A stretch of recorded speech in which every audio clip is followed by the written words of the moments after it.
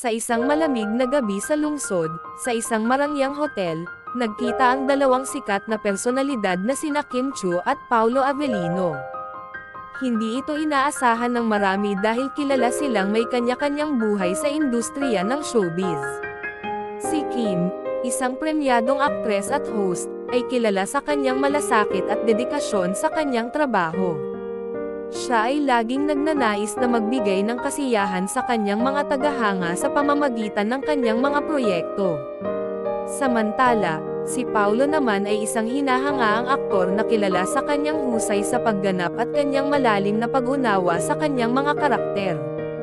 Siya ay patuloy na nagpapakita ng kanyang talento sa bawat proyekto na kanyang ginagawa. Sa gabing iyon, nagkita sila sa lobby ng hotel. Si Kim ay naka-casual na damit, habang si Paulo ay naka-business attire. Sa unang tingin, mukhang magkaibigan lamang sila na nagkataong nagkita sa hotel. Ngunit sa mas malapit na tingin, makikita mo ang kanilang malalim na pagkakaibigan at respeto sa isa't isa. Habang sila ay nag-uusap, makikita mo ang kanilang mga ngiti at tawanan.